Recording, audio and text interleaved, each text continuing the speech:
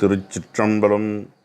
தென்னாடுடைய சிவனே போற்றி, எந்நாட்டவர்க்கும் இறைவா போற்றி. திருவும் கல்வியும் சீரும் தழைக்கவும், கருணை பூக்கவும், தீமையை காய்க்கவும், பருவமாய் நமது உள்ளம் பழுக்கவும், பெருகும் ஆழத்து பிள்ளையைப் பேணுவாம். நின்று மலதூவி இன்று முதுகுன்றை நன்றும் எத்துவிற்கு என்றும் இன்பமே. இருவினை தாம் இவை மும்மலம் இங்கிவை இது சிவம் கருவுறும் ஆறுயிர் உண்மை இது என்று காட்ட வல்ல குருவரன் நீ என்று வேறறியேன் இக்குவலயத்தில் திருவெண்ணை மெய் கண்ட தேவே பஞ்சாக்கர தேசிகனே. எல்லாம் வல்ல சிவபரம்பொருளின் திருவருளையும் திருக்கைலாய பரம்பரை திருவாவடுதுறை ஆதீனம் 24ஆம் வட்டம் குருமகா சந்நிதானம் அவர்களின் குருவருளையும் முதற்கண் மனமொழி மெய்களால் வணங்குகின்றேன். இலக்கணம் கற்போம் என்னும் தலைப்பில் நன்னூல் கற்பிக்கப்பட வேண்டும் என்னும் குருமகா சந்நிதானம் அவர்களின் அருளாணையை செயற்படுத்தும் தம்பிரான் சுவாமிகளின் திருவடிகளுக்கு என் பணிவான வணக்கம். சைவ சித்தாந்த இயக்குனரையா அவர்களுக்கும் ஆதீன புலவரையா அவர்களுக்கும் சித்தாந்த பேராசிரியர் பெரியோர்களுக்கும் அடியேனுக்கு தமிழ் பயிற்றிய ஆசிரியர் சான்றோர்களுக்கும் சிவநேய செல்வர்களுக்கும் தமிழ் ஆர்வலர்களுக்கும் என் பணிவான வணக்கத்தை உரித்தாக்குகின்றேன். இன்றைய வகுப்பு நன்னூல் 3வது வகுப்பு. நாம் நூல் வகைகள் குறித்து சிந்தித்தோம். முதல் நூல், வழிநூல், சார்பு நூல் என்று நூல் 3 வகைப்படும் என்று கண்டோம். அவற்றுள் முதல் நூலின் இலக்கணம் இங்கே கூறப்படுகின்றது. அவற்றுள் வினையின் நீங்கி விளங்கிய அறிவின் முனைவன் கண்டது முதல் நூலாகும். அதாவது வினையின் நீங்கி இயல்பாகவே நல்வினை தீவினைகளிலிருந்து நீங்கி விளங்கிய அறிவு தெளிந்த அறிவினை உடைய முனைவன் இங்கே கடவுளை குறிக்கிறது. கண்டது செய்தது முதல் நூலாகும். முனைவன் கண்டது முதல் நூலாகும். முதல் நூலாகும். கோளில் பொறியில் குணமிலவே என் குணத்தான் தாளை வணங்கா தலை என்னும் குறட்பாவுக்கு அமைந்த பரிமேலழகர் உரையிலே இடம்பெறும் எண் குணங்களிலே 2 இங்கே இடம்பெற்றிருக்கின்றன. இது பாருங்க, வினையின் நீங்கி இயல்பாகவே பாசங்களிலிருந்து நீங்குதல் என்று சொல்லுவார். விளங்கிய அறிவு, அதாவது இயற்கை உணர்வினாதல் என்று சொல்லுவார். அந்த 2 விதமான இலக்கணங்களும் இதிலே அடங்கியிருக்க காண்கிறோம். உடனே நமக்கு ஒரு ஐயம் ஏற்படலாம். வினையின் நீங்குதல் என்று சொன்னால் ஏற்கனவே வினையோடு கூடியிருந்து பிறகு நீங்குதலா என்று கேட்டால் அவ்வாறு பொருள் கொள்ளலாகாது. முக்காலத்தும் வினையோடு தொடர்பின்றி என்று பொருள் கொள்ள வேண்டும். இறைவன் ஒரு காலத்திலும் பாச சம்பந்தம் இல்லாதவன் என்றவாறாம் என்று வா. குமாரசாமி புலவர் அவர்கள் நன்னூலுக்கான உரையை அமைத்திருக்கிறார். எவ்வளவு பெரிய அந்த சைவ சித்தாந்த உண்மை இதில் அடங்கியிருக்கிறது பாருங்கள். அது மாதிரி முனைவன் என்கிற சொல்ல பாருங்க, கடவுள், முனிவன், தலைவன் என அந்த முனைவன் என்பதற்கு பல பொருள்கள் உண்டு. இந்த காலத்தில் பல துறைகளிலும் ஆய்வு நிகழ்த்துகிறார்கள். அந்த எம்ஃபில், பிஹெச்டி முதலான பட்டங்கள் பெறுகிற பொழுது அந்த பிஹெச்டி பட்டத்திற்கு இணையாக தமிழிலே சொல்லக்கூடிய ஒரு வார்த்தை முனைவர் என்பதாகும். முனைவர் என்கிற சொல் முனைதல் என்கிற சொல்லிலிருந்து வந்தது. முனைதல் என்று சொன்னால் ஆர்வப்படுதல். மிக்க ஆர்வம் இருக்கிற காரணத்தினாலே முனைவர் எனப்பட்டார் என்று சொல்லலாம். இதற்கு இன்னொரு அழகான தெளிவான ஒரு வரையறை ஒன்று கிடைத்தது சங்க இலக்கியத்தை படிக்கிற பொழுது. திருமால் குறித்த பரிபாடலிலே ஒரு தொடர் வருகிறது. தெருள நின் வரவு அறிதல் மருளரு தேர்ச்சி முனைவர்க்கும் அரிதே. அதாவது பெருமானே நின் வருகையை தெளிவாக உணர்வதென்பது மயக்கம் நீங்கிய ஆராய்ந்த அறிவுடைய ஞானியர்க்கும் இயலாததாகும். அங்கே பாருங்க, மருளரு தேர்ச்சி முனைவர். முனைவர் என்பதற்கான ஒரு அடைமொழி மருளரு தேர்ச்சி, மயக்கம் நீங்கிய அறிவு. அதாவது எந்த ஒருவர் எந்த ஒரு துறையை எடுத்துக்கொண்டாரோ, யார் ஒருவர் எந்த ஒரு துறையை எடுத்துக்கொண்டாரோ அந்த துறையிலே அவர் மயக்கம் நீங்கிய அறிவு உடையவராக இருக்கிறார் என்பதற்காக தரப்படுகிற பட்டம் முனைவர் மிக அழகாக பொருந்தி வரக்கூடியதாக இருக்கிறது. அடுத்தது அந்த கண்டது என்கிற சொல்லாட்சியை பாருங்கள். காணுதல் என்ற சொல்லுக்கு கண்ணால் காணுதல் என்று ஒரு அர்த்தமும் இருக்கிறது, உருவாக்குதல் என்றும் ஒரு அர்த்தமும் இருக்கிறது. இப்போ கண்டுபிடித்தார் என்கிற ஒரு சொல்லை எடுத்துக்கொள்வோம். கொலம்பஸ் என்பவர் அமெரிக்காவை முதலாக கண்டுபிடித்தார் அப்படி என்று சொன்னால் அவர் பிறருக்கு காட்டினார். தாமஸ் அல்வா அவர்கள் மின்விளக்கு கண்டுபிடித்தார் என்று சொன்னால் அந்த இடத்துல உருவாக்கினார். ஆங்கிலத்தில் இது இரண்டுக்கும் வேறுபாடாக சொற்கள் உண்டு. அமெரிக்காவை கண்டுபிடித்தார் என்று சொன்னால் உடனே டிஸ்கவரி, மின்விளக்கை கண்டுபிடித்தார் என்று சொன்னால் இன்வென்ஷன். தமிழில் பாருங்கள் அந்த பொதுவான சொல்லு தான் இருக்குது. அப்போ கண்டுபிடித்தல், காணுதல் என்பதற்கு இரண்டு விதமான பொருள்கள் உண்டு என்பது இதனால் தெளிவாகிறது. அதனால் பிரம்மனுக்கு என்ன பெயர் உண்டுன்னா கண்டவன், கண்டான் என்கிற பொருள் உண்டு. ஏனென்றால் அவன்தான் உலகத்தையும் உலக உயிர்களையும் படைத்தவன், பெருமானுடைய அருளாணையின் வண்ணம் படைத்தவன். முழுவதும் கண்டவனை படைத்தான், முடிசாய்த்து முன்னால் செழுமலர் கொண்டு எங்கும் தேட அப்பாலன். திருவாசகத்தில் திருச்சதகம். முழுவதும் கண்டவன், உலகம் முழுவதையும் படைத்தவன் அப்படிங்கிற பொருள் பிரம்மனை குறிப்பதாக வருகிறது.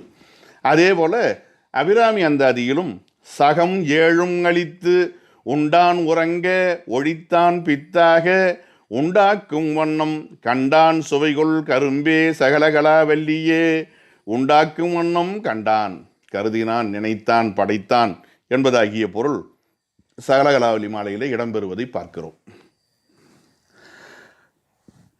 அதே நிலையில் வினையின் நீங்கி விளக்கப்படும் அறிவினை உடைய உயிர்களுக்கு, வினையின் நீக்கி விளக்கப்படும் அறிவினை உடைய உயிர்களுக்கு வினையின் நீங்கி விளங்கிய அறிவினை உடைய முதல்வன் ஆதிக்கண்ணே செய்தது யாது என்றால் அது முதல் நூலாகும். இது சங்கர நமச்சிவாயர் தரக்கூடிய விளக்க உரை. இவர் என்ன சொல்றார், எதற்காக இந்த நூல் எழுதப்பட்டது என்று கேட்டால் உயிர்கள் வினையிலிருந்து நீங்கி பிழைக்க வேண்டும் என்பதற்காக வினையின் எடுத்து பற்றுக்கோடே இல்லாத இறைவனால் படைக்கப்பட்டது.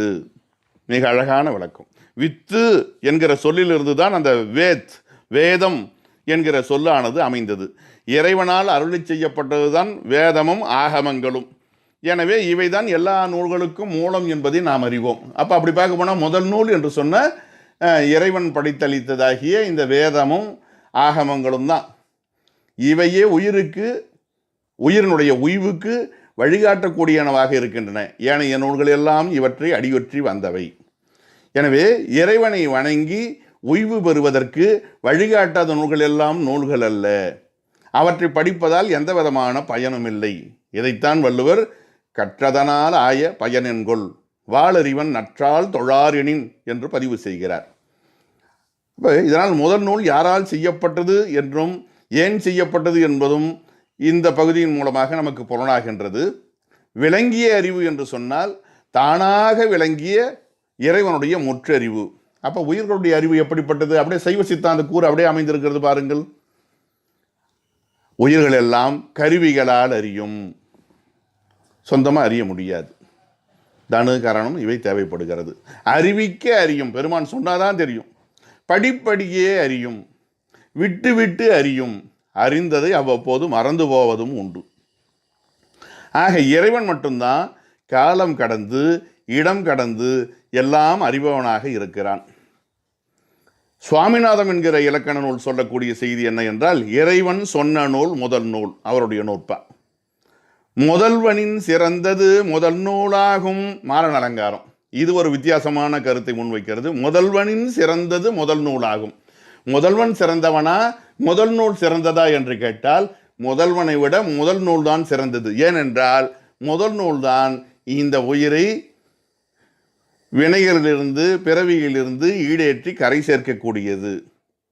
பரிபாடலில் ஒரு தொடர் வரும் பாருங்க, நின்னிற் சிறந்த நின்தாள் இணையவை, திருமாலை போற்றக்கூடிய ஒரு பாடல்.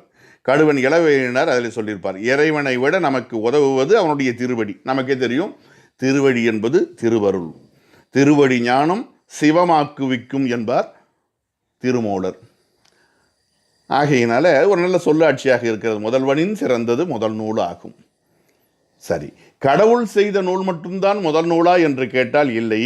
கடவுள் அருள் பெற்ற பெரியோர் செய்த நூலும் முதல் நூல் என்று கொள்ளப்படும். ஏன்னா பின்னால முன்னோர் நூலின் முடிவு ஒருங்கொத்துன்னு அடுத்து சொல்ல போறார்.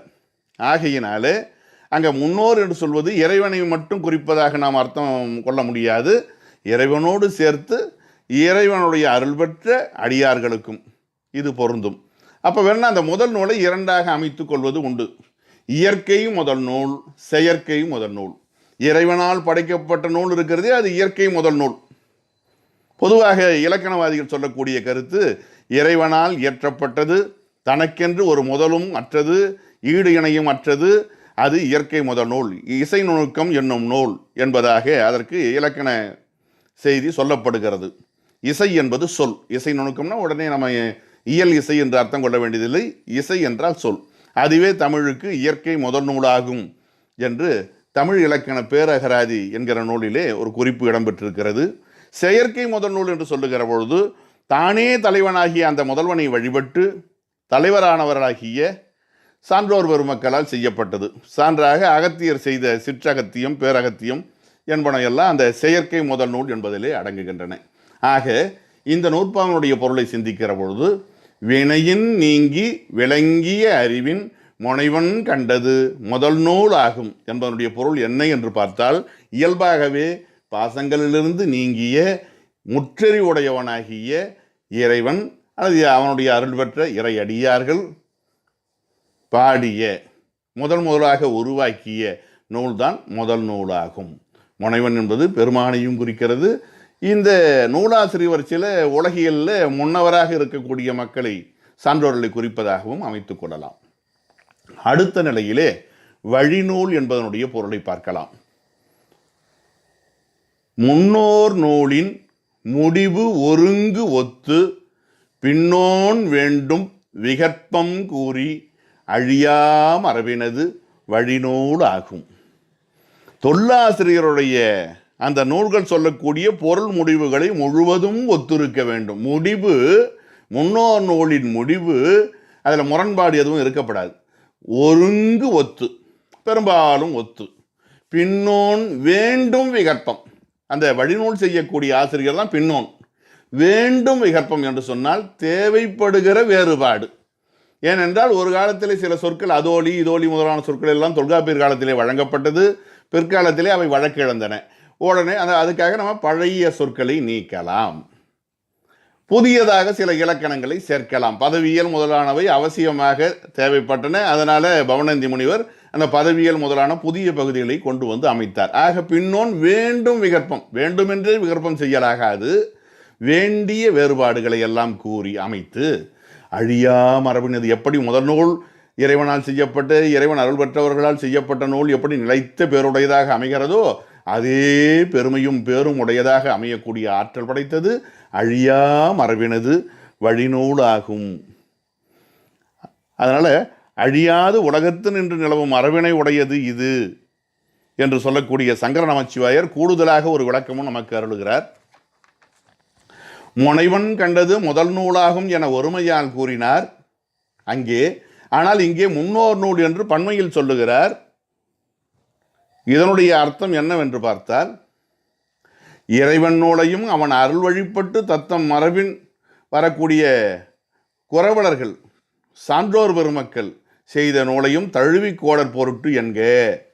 எனவே முதல் நூல் மாத்திரையாய் நிற்பது எது என்று கேட்டால் இறைவன் நூல் மட்டுமே எக்காலத்தும் முதல் நூல். வழிநூல் மாத்திரையாய் நிற்பது இறுதியாக எந்த நூல் எழுதப்படுகிறதோ அந்த நூல்தான் இறுதி நூல், அதாவது வழிநூல்.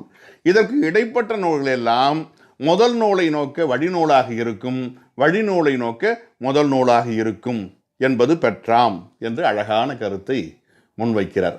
அதாவது ஒருவன் தந்தையா மகனா என்று கேட்டால் தன் தந்தையை நோக்க மகன், தன் மகனை நோக்க தந்தை. ஒரு நூல் முதல் நூலா வழிநூலா என்று கேட்டால் தன் பின்னால் வந்த நூலை நோக்க முதல் நூல், தனக்கு மூத்த நூலை நோக்க வழிநூல் என்பதாக பொருள் கொள்ள வேண்டும்.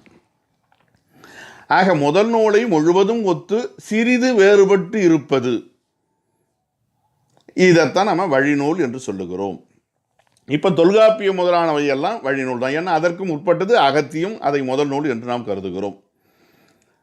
இந்த நூற்பாவானது தொல்காப்பியம் மரபியலிலே இடம்பெறக்கூடிய ஒரு நூற்பா. இதை அப்படியே கொண்டு எடுத்து மொழிகின்றார் பவணந்தி முனிவர். ஏனென்றால் முன்னோர் செய்த அந்த சூத்திர பொருண்மையை மட்டுமல்லாமல் சூத்திரத்தையும் கூட மேற்கோளாக காட்ட வேண்டும் என்கிற ஒரு மரபு உண்டு. அது பற்றி நாம் அடுத்து வரக்கூடிய பகுதியில் அடுத்து படிக்க இருக்கிறோம். ஆகையினால இப்படி அமைவது உண்டு. பொதுவாகவே வழிநூல் பற்றி பேசுகிற பொழுது தொல்காப்பியர் வேறொரு செய்தியை முன்வைப்பார்.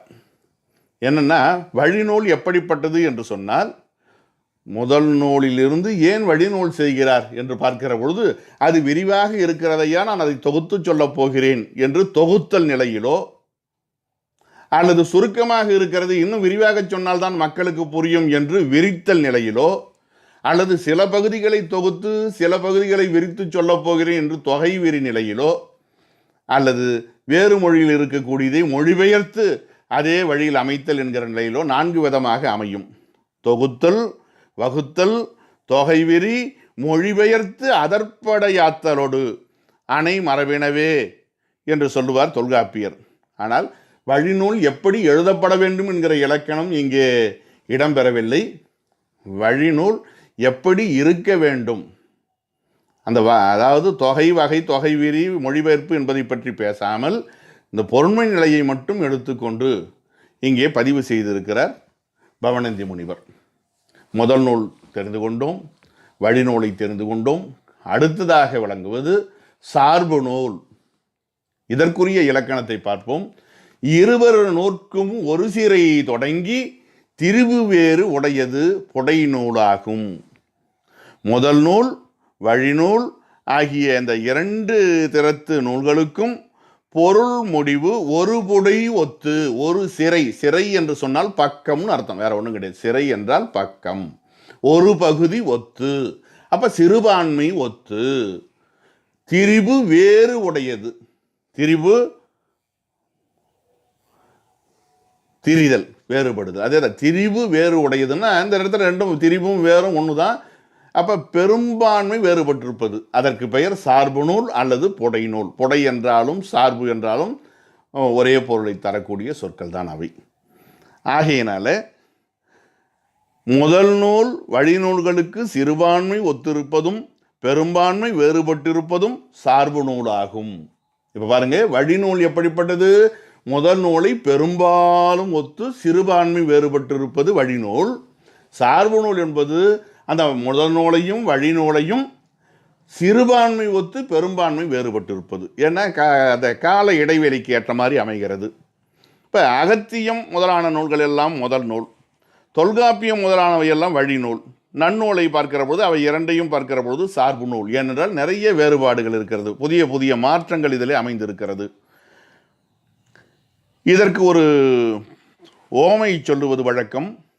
வழிநூல்கள் எல்லாம் ஒருவனுக்கு மைந்தனாயினான், மற்றொருவனுக்கு தந்தையானார் போல முதல் நூலை நோக்க வழிநூல், சார்பு நூலை நோக்க வழிநூல் என்று சொல்லுவார்கள். இது வழக்கமாக சொல்லக்கூடிய சான்று. சிலர் என்ன சொல்றாங்க, இது கோபாலாச்சாரி, ரங்காச்சாரி போன்ற சான்றோர்கள் சொல்லக்கூடிய இந்த நூற்பாவுக்கான விளக்க உரையை சொல்றேன். ஆனால் சங்கர நமச்சிவாயர் சொல்லக்கூடிய சான்றானது வேறுபட்டிருக்கிறது. அதாவது வழிநூல் மகன் போன்றது, முதல் நூல் தந்தை போன்றது, சார்பு நூல் பேரன் போன்றது என்பது அவருடைய கருத்து. அந்த வழிநூல் முதல் நூலை நோக்க வழிநூலாக இருக்கிறது, சார்பு நூலை நோக்க முதல் நூலாக இருக்கிறதுன்னு சொல்றாரு பாருங்க. அது இப்போ சொன்னவங்களுடைய கருத்து. ஆனால் இந்த தந்தை மகன் உறவாக இங்கே பார்க்கக்கூடாது. இந்த சார்பு நூலை பற்றி புதிய செய்தியை பதிவு செய்கிறார், புதிய ஓமையை அமைக்கிறார் சங்கர நமச்சிவாயர். இவர் என்ன சொல்றாரு? முதல் நூலுக்கு வழிநூல் மைந்தன் போன்றது. ஏன்னா சிறுபான்மை வேறுபாடு. முதல் நூலுக்கு சார்பு நூல் மருமகன் போன்றது. மருமகன் நமக்கு தெரியும், சகோதரி மகன் அல்லது தன் வீட்டுக்கு மகளை திருமணம் செய்து கொண்ட நிலையிலே புதிதாக மருவிய பொருந்திய மகன், இது மருமகன் என்று பார்க்கிறோம். அப்போ ஒரு நூல் ஏன் இந்த வேறுபாடு ரொம்ப கவனிக்கணும். முதல் நூலைப் போலவே வழிநூல் அமைந்திருக்கிறதுன்னு பார்க்குறோம். இது தந்தையைப் போலவே மகன் இருப்பது. ஆனால் சார்பு நூலின் இடத்துல அது எதிர்பார்க்க முடியாது. முதல் நூலை நோக்க நிறைய வேறுபாடு இருக்குது. அது மருமகன், அதாவது பண்பினால் ஒத்திருக்கலாம், சில இடங்கள் வேறுபட்டிருக்கும். சான்றாக ஒரு குடும்பத்தில் அப்பா மகன் ஒரு குடும்பம் இருக்கிறதா வச்சுக்கோங்க. அங்கே சில மரபுகள் வைத்திருப்பார்கள். குலதெய்வ வழிபாடு, நோன்பு கொண்டாடுதல், இந்த மரபெல்லாம் சிலதெல்லாம் பார்த்தீங்கன்னா குலதெய்வம் அப்பாவுக்கும் பிள்ளைக்கும் ஒரே மாதிரியாக இருக்கும். ஆனால் மருமகனுக்கு ஒரே மாதிரியாக இருக்குமானா இருக்க வேண்டிய அவசியம் இல்லை. ஏனென்றால் அவன் வேறொரு குடும்பத்தை சேர்ந்தவன். தாங்க சகோதரியாக இருந்தாலும் வேற குடும்பத்தில் திருமணம் செய்து கொடுத்ததுனால அவர்களுக்கு பிறந்த பிள்ளை அந்த தன்னுடைய சகோதரி எந்த குடும்பத்தில் வாழச் சென்றாலோ அந்த குடும்பத்துக்குரிய குலதெய்வத்தை உடையவனாக இருக்க வேண்டும் அல்லவா? அப்போ அந்த இடத்துல வேறுபாடு இருக்கக்கூடிய நிலை இருக்கிறது. எவ்வளோ நுட்பமான செய்தி பாருங்கள். வழக்கமாக அப்பா பிள்ளைங்கிற கருத்தை தாண்டி மருமகன் என்கிற ஒரு குறிப்பை அமைத்திருக்கிறார் பாருங்கள். இது ரொம்ப நுணுக்கமாக நாம் கவனித்து சிந்திக்க வேண்டிய ஒரு செய்தி. ஆகையினால அந்த தந்தை மகன் இடைவெளி, தலைமுறை இடைவெளி போல இருக்கிறது முறை. ஆனால் தாத்தா பேரன் இடைவெளி என்று சொன்னாலும் கூட முதல் நூலை நோக்க சார்பு நூல். அப்போ வழிநூலை நோக்க எப்படி இருக்கணும்? அவர் என்ன பண்ணியிருக்கணும்? பெயரன்னு சொல்லி அர்த்தம் வச்சிருந்தா முதல் நூலை நோக்க நிறைய வேறுபாடு இருக்குங்க, ஆனால் சார்பு நூலை நோக்க வேறுபாடு குறைவாக இருக்குன்னு எழுதுகிற நூற்பாவை கவனிக்கணும். முன்னோர் நூலின் முடிவு இருவர் நூற்கும் ஒரு சிறை தொடங்கி, நம்ம சார்பு நூலை தானே பார்க்குறோம். இருவர் நூற்கும் ஒரு சிறை தொடங்கி, முதல் நூலுக்கும் வழி நூலுக்கும் சிறுபான்மை தான் ஒத்திருக்கும், பெரும்பான்மை ஒவ்வாது இருக்கும் என்று சொல்லுகிற பொழுது அப்போ இது பெயரன் என்கிற வரிசையிலே அமைக்க முடியாத ஒரு சூழ்நிலைக்கு ஆளாகிறது. எவ்வளோ நுட்பம் பாருங்கள். அதே மாதிரி இப்போ பார்த்தீங்கன்னா சைவ சித்தாந்த நூல்களை பார்த்தோம்னா சிவஞான போதம் முதல் நூல் மெய்கண்டதேவ நாயனாரால் அருளி செய்யப்பட்டது. அவருடைய மாணாக்கர்களை மூத்தவராக இருக்கக்கூடிய அருள்நந்தி சிவத்தால் அருள் செய்யப்பட்டது சிவஞான சித்தியார், அது வழிநூல். ஏனென்றால் அது செய்யுளால் அமைந்த ஒரு சிவஞான போதத்தினுடைய ஒரு உரை. வேண்டிய இடங்களில் மட்டும் சில சில மாற்றங்கள் இருக்கும், நமக்கு தெரியும். அவன் அவள் அது என்பதற்கு பதிலாக ஒருவன் ஒருத்தி ஒன்று என்பது முதலான சில வார்த்தை வேறுபாடுகள், சில இடங்களில் கூடுதல் விளக்கங்கள். நம்ம முன்ன சொன்ன மாதிரி இது எதில் அடங்கும்னா விரி என்பதில் அடங்கும். தொகுத்து சொன்னதை அவர் விரித்து சொல்லியிருக்கிறார். அது வழிநூல் முறையாக இருக்கிறது, எந்த மாற்றமும் இல்லை. ஆனால் சிவப்பிரகாசத்தை எடுத்துக்கொண்டால் அது முழுக்க முழுக்க அது சார்பு நூலாக இருக்கிறது. நம்ம நூலை வச்சு நம்ம புரிஞ்சுக்குவோம். எப்படி? அவரே சொல்கிறாரு, சிவப்பிரகாசத்தினுடைய அந்த பாயிர பகுதியில் பார்க்கிற பொழுது அங்கே ஒரு செய்தி பதிவு செய்யப்படுகிறது. நான் முன்னூல் இரண்டையும் எடுத்துக்கொண்டேன். அதாவது தெரித்த குரு முதல்வர் உயர் சிவஞான போதம் செப்பினர், பின் அவர் புதல்வர் சிவஞான சித்தி விரித்தனர், மற்ற அவர்கள் திருவடிகள் போற்றி அந்த இருவருடைய நூல்களையும் விளம்பிய நூல் அவை இரண்டும் விரும்பி நோக்கி அந்த இரண்டையும் நான் முழுக்க முழுக்க படித்து உள்வாங்கிக் கொண்டேன்.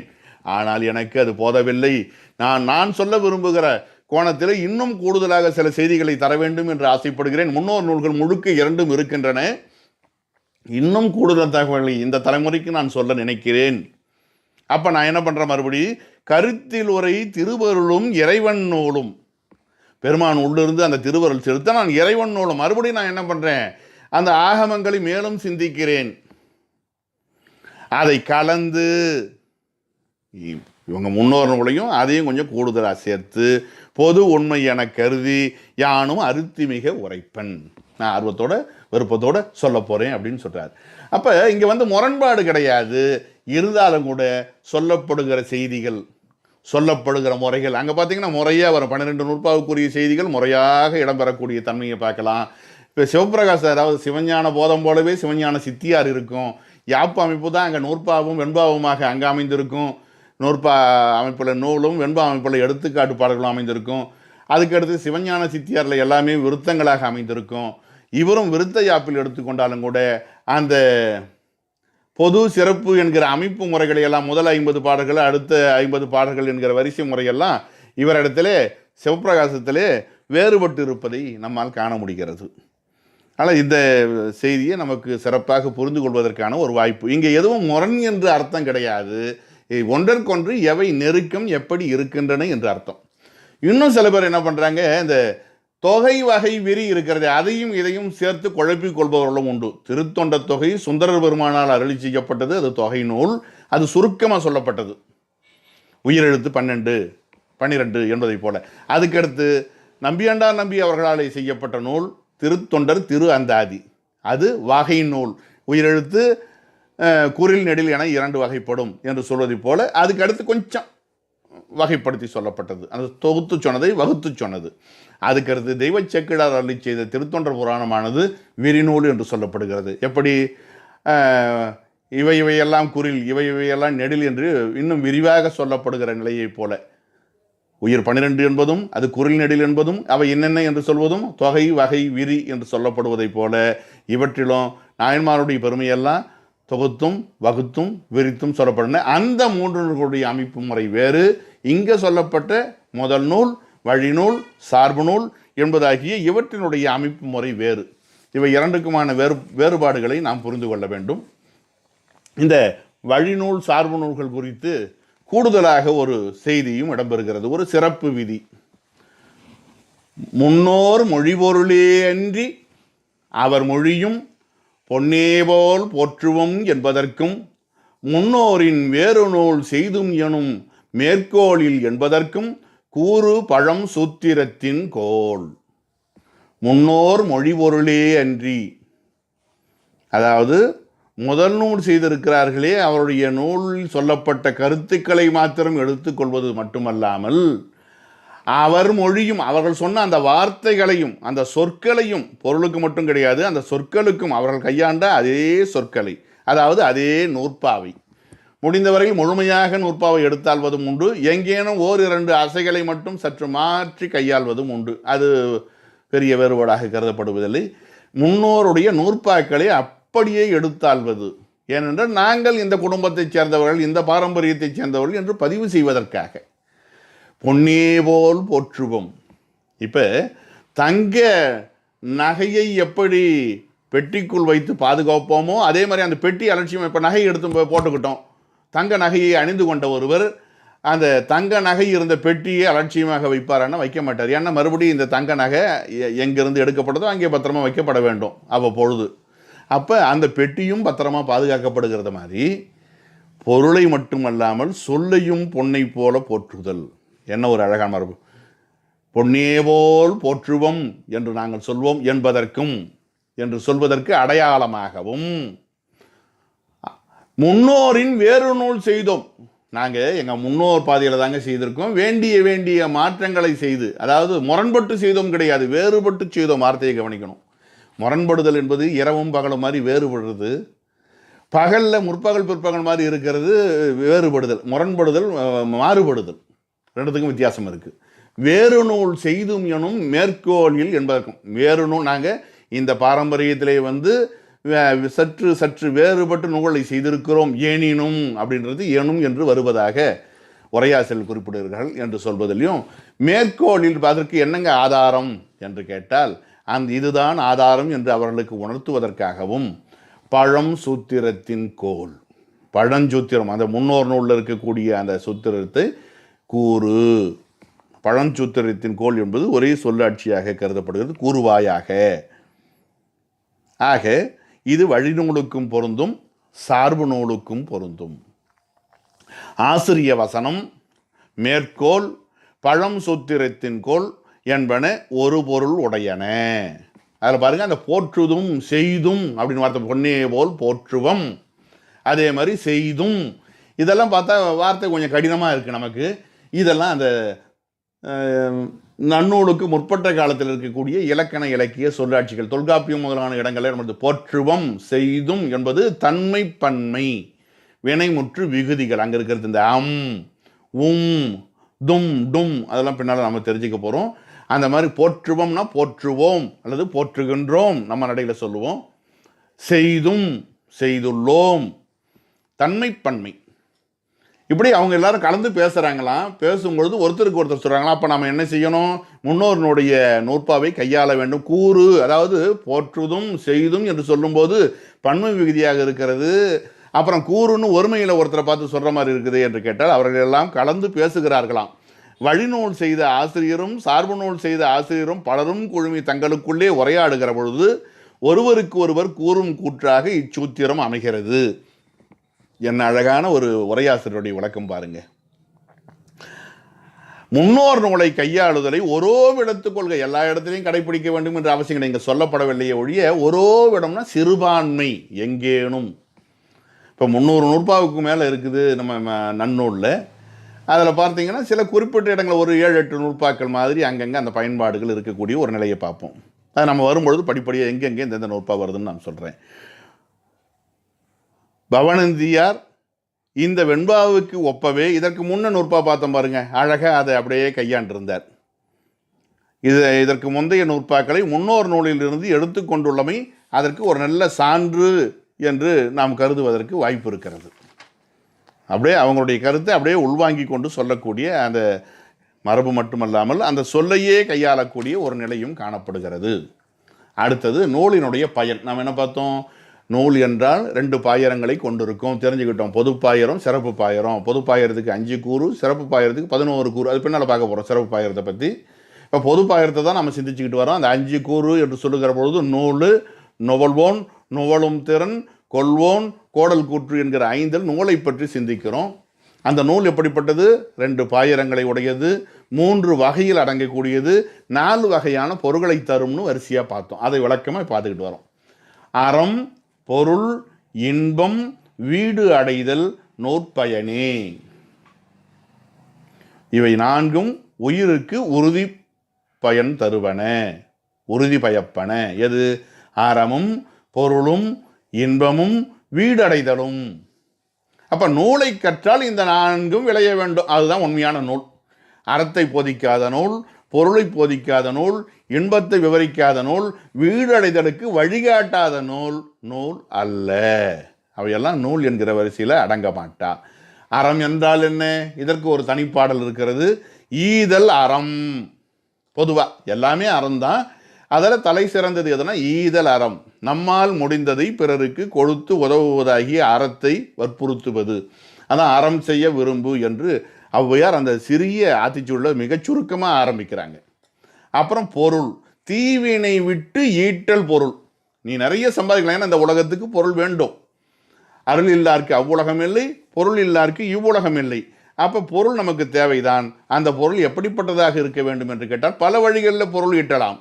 ஆனால் தீவினை விட்டு ஈட்டல் பொருள் அதுதான் நிலைச்சி நிற்கும்.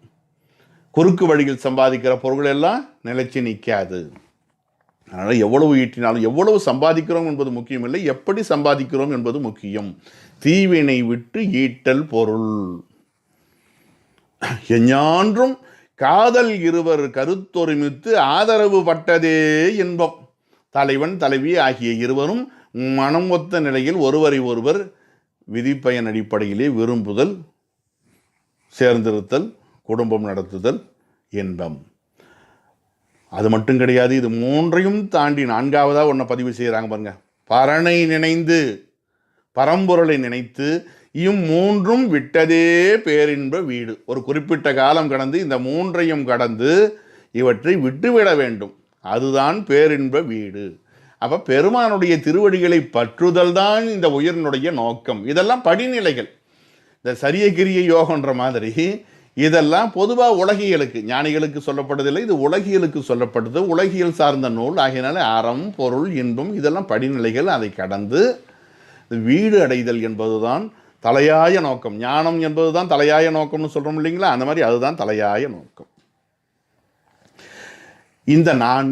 இந்த நான்கைத்தான் சிவபெருமான் சனகாதி முனிவருக்கு தட்சிணாமூர்த்தியாக இருந்து கல்லால மரத்தின் கீழ் அமர்ந்து நடத்தி கொண்டிருக்கிறார். அருந்தவருக்கு ஆளின் கீழ் அறம் முதலா 4னையும் இருந்து அவருக்கு அருளுமது எனக்கரிய எம்பேடி. அறம் முதலா 4னையும் எங்கே இருக்கிறார்? அருந்தவருக்கு, அந்த 4 முனிவருக்கும் ஆளின் கீழ் கல்லால மரத்தின் கீழ் இருந்து உபதேசம் செய்கிறார். கல்லாலின் புடையமர்ந்து 4மறை 6 அங்க முதல் கற்ற கேள்வி வல்லார்கள் 4வருக்கும் வாக்கிறந்த பூரணமாய் மறைக்கு அப்பாலாய் எல்லாமாய் அல்லதுமாய் இருந்ததனை இருந்தபடி இருந்து காட்டி சொல்லாமல் சொன்னவனின் நினையாமல் நினைந்து பவத் தொடக்கை வெல்வாம் என்கிற அந்த தட்சிணாமூர்த்தி துதி இங்கே நினைக்கத்தக்கது. அதே மாதிரி இன்னொரு பாடலும் வரும். 5புலனும் அழிந்த சிந்தை. 5புலனையும் கட்டுப்படுத்தக்கூடிய, அவற்றையெல்லாம் பக்குவப்பட்டு வென்றியறிய சிந்தையுடைய அந்த நாளற்கு, 5புலனும் அழிந்த சிந்தை அந்த நாளற்கு அறம் பொருள் இன்பம் வீடு மொழிந்த வாயான் முக்கன் ஆதி மேயது முதுகொன்றே. இங்கே இருக்கக்கூடிய திருமுதுகொன்ற பெருமான் மீது திருஞான சம்பந்தர் பாடிய பதிகத்திலே காணப்படக்கூடிய திருவாக்கு இது. மொழிந்த வாயான் முக்கண்ணாதி மேயது முதுகுன்றே. அவர் என்ன சொல்றாரு? அறம்பொருள் இன்பம் வீடு மொழிந்த வாயான். அப்ப பெருமான் சொன்னதுதான். 4 வேதங்களை சொன்னார் என்று பார்க்கிறோம். 6 அங்கங்கள் எல்லாம் அதில் அடங்கி இருப்பதை பார்க்கிறோம். 22 ஆகமங்கள் பெருமானுடைய 5 முகங்களிலிருந்து தோன்றியது என்று பார்க்கிறோம். அவற்றினுடைய உள்ளடக்க பொருள் என்று சிந்திக்கிற பொழுது 4 வேதம் என்று சொல்லக்கூடியது தமிழிலே அறம் பொருள் இன்பம் வீடு வீடு மட்டும் கிடையாது, வீடு அடைதல் முக்கியமான சொல்லாட்சி. அழகா சங்கர நமச்சிவாயர் சொல்லுவார், வீடு என வாழா கூறாது வீடு அடைதல் என்றார். வீடு என்பது பேரின்பமாகிய சாத்தியமாகலின், அதுதான் நாம் அடைய வேண்டியது. வீடுன்னு சொன்னால் வெறுமனே இது வேணுமா வேணாமா நினைக்கக்கூடாது. வீடு அடைதல் தெரிந்து கொள்வது மட்டும் கிடையாது, சென்று சேர்தல். சாத்தியம் என்று சொன்னால் எய்த வேண்டியது, முடிக்கத்தக்கதுன்னு அர்த்தம். அதனால் இன்னும் கூட ஒரு செய்தியை சொல்வார், 4 என்னும் சொல். அந்த 4 என்கிறதுல அறம் பொருள் இன்பம் வீடு, இது 4 பார்த்தீங்கன்னா அறமும் பொருளும் இன்பமும் வீடும்னு எண்ணும்மை பெற்று வந்திருக்க வேண்டும். அப்படி பெறாமல் வந்தால், தொகைச்சொல் பெறாமல் வருவதற்கு செவ்வெண் என்று பெயர். இங்கே செவ்வெண் வந்திருக்கிறது, 4 என்கிற ஒரு தொகைச்சொல் வந்திருக்க வேண்டும். இவை இவ்வளவுதான் எண்ணிக்கை இருக்கிறதுனால 4 என்று முற்றுமை வந்திருக்க வேண்டும். இவையெல்லாம் இங்கே மறைந்து வந்தன, தொக்கு நின்றன என்று அந்த நூற்பாவனுடைய வரி வடிவம் குறித்து, அந்த தொடரனுடைய அமைப்பு குறித்து சிந்திப்பார் சங்கர நமச்சிவாயர். இன்னும் கூட சொல்லலாம், அறம் பொருள் இன்பம் வீடு அடைதல் நூற்பயனேங்கிறதுல சொல்லாட்சிய அறம் பொருள் இன்பம் வீடு அடைதலே நூற்பயன். அந்த ஏகாரத்தை தூக்கி, பயனேன்ற ஏகாரத்தை தூக்கி அடைதலே என்ற இடத்துல போடணும். அந்த ஏகாரத்தை அடைதலே நூற்பயன். நூற்பயன் வேற எதுவும் கிடையாது. பொதுவாக சொல்லுகிற பொழுது அறம் என்பதற்கு இன்னொரு அர்த்தமும் சொல்லலாம். அறமாவது தர்மம். தர்மம்னா என்ன? அவரவருக்கு என்னென்ன உரிய நிலை இருக்கிறதோ அதுக்கு பேர் தான் அறம். அதாவது இல்லறத்தானுக்கு என்று ஒரு தர்மம் இருக்கிறது, அவன் விருந்தோம்பி மிச்சில் மிசைதல் வேண்டும். துறவரத்தாருக்கு ஒரு தர்மம் இருக்கிறது, கருத்து இன்னா செய்த அவக்கண்ணும் மறுத்து இன்னா செய்யாமை மாசற்றார் கோல்னு சொல்லுவார். ஆக மன்னிக்கிறது, அருள் புரிவது. அப்போ இங்கே தர்மங்கிறது விதி, கடமை, இயற்கை, நல்லொழுக்கம் என்பதாக பொருள்கொள்ளலாம். அப்போ அவரவர்களுக்கு ஒன்று இருக்குது. அரசனாக இருந்தால், ஒரு தனி மனிதனாக இருந்தால் அவனுடைய இலக்கணம் வேறு, மன்னிக்கிறதுன்னு சொல்லலாம். அரசனாக இருக்கும்போது அவனுடைய பொறுப்பு வேறு. அதே மன்னன், அதே ஒரு தனிநபர் தான். தனிநபராக இருந்தால் ஒரு நிலை, அவனே அரசனாக இருந்தால் மற்றொரு நிலை. அந்த பொறுப்பில் இருக்கிற பொழுது அதுக்கேற்ற மாதிரி தண்டனை கொடுக்கணும். தனி மனிதனாக இருந்தால் மன்னிக்கலாம். பொதுவாக இருக்கிற போது களைகட்டு அதனோடு நேர்ந்தவர். கொடியவர்களை வேந்தன் ஒருப்பது பயிருக்கு நடுவில் இருக்கக்கூடிய கலைகளை நீக்குவதை போல என்று அங்கே வேற ஒரு இலக்கணத்தை சொல்வார். அங்கே தண்டனை கொடுக்க வேண்டும்னு சொல்லுவார். இப்படி அந்த அறம் என்பதில் கூட வேறுபாடு இருக்கிறது. நூல்கள் முறைப்படி நமக்கு வகை தொகைப்படுத்தி உணர்த்தி இருக்கின்றன. வீடு என்று இன்பம் தெரிகிறது, திருமண வாழ்க்கைன்னு. வீடு என்று பார்க்கிற பொழுது இன்ப துன்பங்களை சமமாக கருதுதல், அதுதான் வீட்டுக்கான வழி. இன்ப துன்பத்தை சமமாக கருதணும். பொறுமை, விட்டு கொடுத்தல், மன்னித்தல், இதெல்லாம் நம்ம வளர்த்துக்கணும். அதுதான் வீடு அடைவதற்கான வழி. சைவ சித்தாந்தம் படிக்கக்கூடியவர்களுக்கு மிக நன்றாக அது தெரியும். நிலையாமையை உணர்தல் வேண்டும். எப்போ நம்ம நிலையாமையை உணர்கிறோமோ அப்போ தான் நமக்கு இறைவனை பற்றிய ஒரு அக்கறை வரும், நிலைத்த பொருளை பற்றிய அக்கறை வரும். ஒரு மரத்தை பிடித்து தொங்குகிறோம் என்று சொன்னால், ஆகா இது முருங்கை மரம், இதனுடைய கிளை தாங்காது, உடனே அடுத்து புளிய மரத்தின் கிளை என்று மாற்றி பற்றி கொள்வதைப் போல, பற்றுக பற்றற்றான் பற்றினை அப்பற்றை பற்றுக பற்று விடற்கு என்று சொல்வதைப் போல, நம்மை கரையேற்றக்கூடியது எது என்று விவரம் அறிந்து நிலைத்த பொருளை தேடக்கூடிய வழி வேண்டும். அதுக்கு நல்லோர் இணக்கம், அடியார் இணக்கம் நமக்கு தேவைப்படுகிறது. இப்படி அறம் என்றால் என்ன, பொருள் என்றால் என்ன, இன்பம் என்றால் என்ன, வீடு என்றால் என்ன என்று தெரிகிறோம். பொருள் என்பது உலகியல் வாழ்க்கை. மீண்டும் உலகியல் வாழ்க்கை என்பது தான் ஒரு தகுதிப்பாடான நிலையிலே ஒரு அதாவது தனி மனிதனாக இருக்கிற பொழுது அது அறம் எனப்படுகிறது. அவனே ஒரு அரசாட்சியில் இருக்கிறான் என்று சொன்னால் உலக வாழ்க்கை தான் பொருள். இப்படி இது தர்ம அர்த்த காம மோட்சம் புருஷார்த்தம் 4 என்று சொல்லுவது வடமொழி மரபு. நூல் கேட்டு விளங்கிய நுண்ணுணர்வு உடையவன். அப்பருங்கல பாயிர உரை ஒரு கருத்தை சொல்லுகிறது. நூல் கேட்டு விளங்கிய நுண்ணுணர்வு உடையவன் அபாயம் இல்லதோர் உபாயத்தினால் அறம் பொருள் இன்பம் வீடு என இவற்றை அறிந்து நிகழ்த்துமாற்றான் அந்நான்கினையும் முறையானே நூல் பயப்பதாகும். நூல் எப்படி கொடுக்கிறது என்று சொன்னால் நூலை படிப்பவர்கள் இந்த நான்கையும் கடைப்பிடிப்பார்கள்னு அர்த்தம், வேற ஒன்றும் கிடையாது. ஆக இருவகை பாயிரம் தெரிந்து கொண்டோம், மூவகை நூல் என்று தெரிந்து கொண்டோம், அடுத்த நிலை 4 வகை பொருளை தெரிந்து கொண்டோம். அடுத்தது 7 வகை மதம். மதம்னா என்னன்னு கேட்டால் நாம் நினைக்கிற மாதிரி மதம் என்பது இந்து மதம் முதலான பொருள்களிலே அமைக்க வேண்டிய தேவையில்லை. மதம் என்பதற்கு கொள்கை என்று அர்த்தம். மதம் வேறு, சமயம் வேறு. சமயம்னா வாழ்க்கை நெறிமுறை, ஒரு மனிதனை பக்குவப்படுத்துவது, இன்னவாறு வாழ வேண்டும் என்று பக்குவப்படுத்துவது சமயம். மதம் என்பது குறிப்பிட்ட கொள்கை. பதி, பசு, பாசம் இவை மூன்றுக்கும் இடையிலான உறவு எப்படிப்பட்டது என்று ஒவ்வொரு சமயத்திலும் ஒவ்வொரு விதமான கொள்கை இருக்கும். ஒரே சமயத்தை சேர்ந்தவர்கள் கூட கொள்கையினாலே வேறுபடுவார்கள். வேதாந்தம் 3 வகையாக இருக்கிறத நம்ம சிந்திக்கிறோம். அத்வைதம், துவைதம், விசிஷ்டாத்வைதம், இப்படியாக நிலைகள். அப்போ இது மதம். மதம் என்றால் கொள்கை. இன்னும் சொல்லணும்னா மதம் என்பது மனத்தின் கொள்கை. அதாவது மனத்தில் தோன்றக்கூடிய ஒரு அபிப்பிராயம். நான் இதை இவ்வாறு கருதுகிறேன் என்று சொல்வது மதம். இது என்னுடைய கொள்கை, பின்னால் இது கொள்கை, கோட்பாடு, இப்படி பல சொற்களால் அது விரிவாக்கப்படுகிறது. இப்படித்தான் இருக்க வேண்டும், இப்படித்தான் இருக்கிறது என்று நான் உணர்கிறேன் என்று சொல்வதுதான் மதம். அப்போ இந்த 7 வகை மதம் என்னென்னு பார்க்கலாம். 7 வகை மதமே உடன்படல், மறுத்தல், பிறர்தம் மதம் மேற்கொண்டு களைவே, தான் நாட்டி தனாது நிருப்பே, இருவர் மாறுகோள் ஒரு தலை துணிவே, பிறர் நூல் குற்றம் காட்டல், ஏனை பிரிதொடுபடான் தன் மதம் கொளலே. 7 வகைகள் அமைகிறது. உடன்படல், பிறருடைய கொள்கையை தான் ஒத்துக்கொள்வது. ஒரு குறிப்பிட்ட கொள்கை இருக்கிறது என்று சொன்னால் அதை ஒத்துக்கொள்வது. சான்றோர்கள் ஏற்கனவே எழுதி வச்சிருக்காங்க, இதில் எனக்கு எந்த விதமான கருத்து வேறுபாடும் இல்லை என்று அதை வழிமொழிதல். அப்படி வச்சுக்கோமே. உடன்படல் என்று சொன்னால் முன்னோருடைய கருத்து, உயிர் 12 மெய் 18 ஆக முதல் எழுத்து 30, இது உடன்படுதல். இது தொல்காப்பியத்து அப்படியே நன்னூல் உடன்படுகிறது. இதுவே மறுத்தல்னு வச்சுக்கோங்க. முதல் எழுத்து 31ங்கிறாரு வீரசோழியத்தில், அது மறுத்தல். இல்லைங்க உங்கள் கொள்கை வேணும்னா அப்படி இருக்கலாம், என்னுடைய கொள்கை ஆயுதத்தையும் நான் சேர்த்துக்கிறேன், அவர் 31. நாம் இதை இல்லைங்க அது சார்பு எழுத்துன்னு சொன்னால் அது ஐயா அது உங்கள் கொள்கை, என்னுடைய கொள்கையை நான் அதை முதல் எழுத்தாக கருதுகிறேன், வீரசோழியம். இது மறுத்தல். முன்னோருடைய கருத்தை மறுத்து இவருடைய கருத்தை இவர் சொல்ல முற்படுகிறார். சரி, உடன்படல், மறுத்தல். பிறர்தம் மதம் மேற்கொண்டு களைவே, பிறருடைய கொள்கையை ஒருவாறு ஏற்றுக்கொண்டு பின்பு மறுத்து விடுதல். அது பட்சாந்தரம்னுவாங்க வடமொழியில். ஒரு விதத்தில் உடன்படுகிறேன், இன்னொரு விதத்தில் நான் இதை தள்ளி விடுகிறேன். இந்த விதத்தில் எனக்கு உடன்பாடு ஐயா, இப்போ குற்றியலுகரம் இருக்கிறது, நீங்கள் சொல்கிறத நான் ஒத்துக்கிறேன். என்னது அது? குறுகி ஒலிக்கும். இளம்பொருள் சொல்லுவார் பாருங்க, உயிரெழுத்தானது குறுகி ஒலிக்கிறது. எங்கே?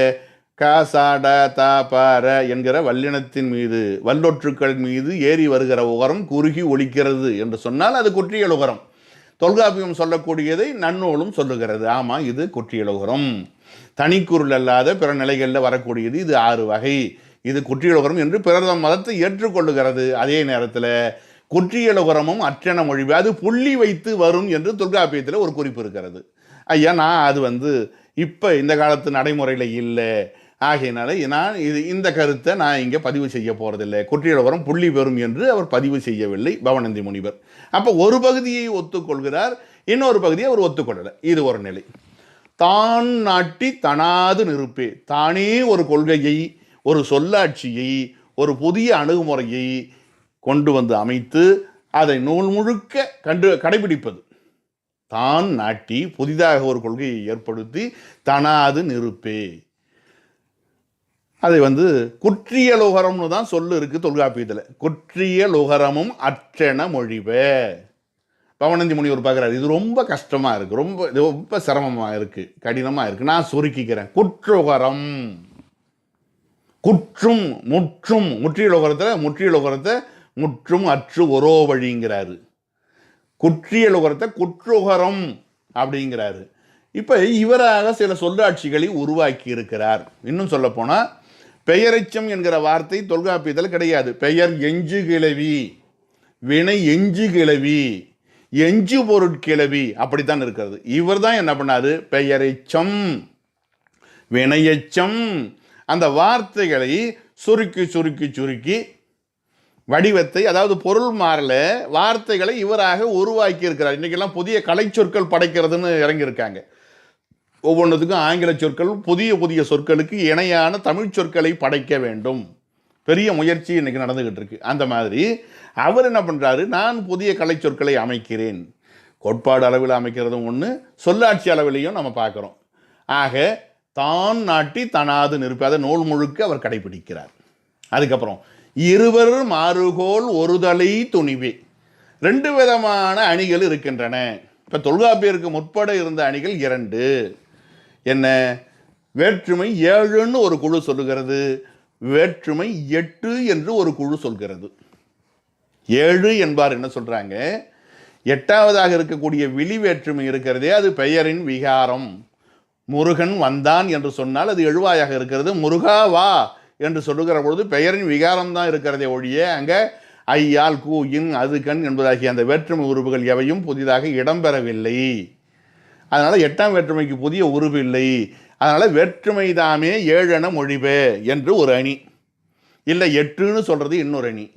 விழி கொள்வதன்கண் விழியோடு 8. இப்போ தொல்காப்பியர் என்ன பண்ணுறாரு, 2 நூற்பாவை பதிவு செய்கிறார். 7ன்னு சொல்கிறாரு, 8ன்னு சொல்கிறார். அதிலிருந்து என்ன தெரியுது, ஐயா 7ன்னு சொல்கிறத ஒத்துக்கிறேன், ஆனால் என்னுடைய கருத்து என்ன, என்னுடைய கொள்கை என்னன்னா 8ன்னு சொல்கிறவங்க பகுதியில் தான் நான் இருக்க போகிறேன். அதுக்காக நான் ஒரு இயலையே படைக்கப் போகிறேன், விழிமரபு என்று அவர் படித்து காட்டுகிறார். அப்போ 2 முரண்பட்ட கருத்துக்கள் வருகிற பொழுது ஒரு குறிப்பிட்ட அணியை சார்ந்து இருத்தல், இது என் கொள்கைக்கு ஏற்புடையது. இருவர் மாறுகோள், 2 பேர் மாறுகோள், கோள்னா கொள்ளுதல், மாறுனா முரண்பாடு, முரண்பட்ட கருத்துக்களை கொண்டிருக்கிற பொழுது ஒரு தலை ஒரு பக்கமாக, இன்னாருக்கு தான் 2 பேருக்கும் நாம் சார்பாக இருக்க முடியாது, ஒரு பக்கம் தான் இருந்தாகணும். துணிதல், முடிவெடுக்கிறது, துணிவு. ஒரு தலைனா உறுதின்னு சொல்லலாம். இந்த இடத்துல ஒரு தலை என்பது இதுதான், ஒரு பக்கம் அப்படிங்கிறது தான். பிறர் நூல் குற்றம் காட்டல், என்னொன்று, அந்த கொள்கைகள்லாம் அப்படியே ஒத்துக்கணும்னு அவசியம் கிடையாது. சில நேரங்களில் சில இடங்கள் முரண்படுகின்றன. இது எனக்கு கொஞ்சம் நெருடலாக இருக்குது, இது இவர் இப்படி சொல்லியிருக்கக்கூடாது. நூலாசிரியர் மீது பகை என்றோ பழி என்றோ கருதுதல் கூடாது. இந்த இடத்துல நூல் குற்றங்காட்டுதல் என்பது ஆசிரியர்களுக்குள்ள வேறுபாடு கிடையாது, அவர்கள் கொள்கை ரீதியான வேறுபாடு, அவ்வளவுதான். பிறர் நூல் குற்றம் காட்டல். சான்றாக இலக்கண விளக்கம் எழுதுகிற வைத்தியநாத தேசிகர் என்ன செய்கிறார், இந்த ஆ இ ஊ என்கிற சுற்றெழுத்துக்களை பற்றி பேசுகிற பொழுது அதில் முரண்படுகிறார். நன்னூலார் சொன்னது பொருத்தமில்லை என்று ஒரு கருத்து, அது இலக்கண விளக்க ஆசிரியருடைய கருத்து. இது அதை பார்த்ததும் நம்ம சுவாமிநாத தேசிகருக்கு மனம் வருந்துகிறது. ஐயோ, என்ன இவர் இப்படி செய்துட்டாரு. இதனுடைய தாக்கம் அவர் மாணவரிடத்தில் சொல்ல, அதனுடைய பதிவு தான் பிற்காலத்தில் சங்கர நமச்சிவாயர் அந்த பதிவுகள்லாம் வந்து பின்னால் சிவஞான முனிவரால் சில இடங்கள் இலக்கண விளக்கத்தில் இருக்குது, மறுக்க வேண்டிய சூழ்நிலை இருக்குது. இலக்கண விளக்க சூறாவளி என்கிற ஒரு நூலாக தோற்றம் பெற்ற நிலையை பார்க்குறோம்.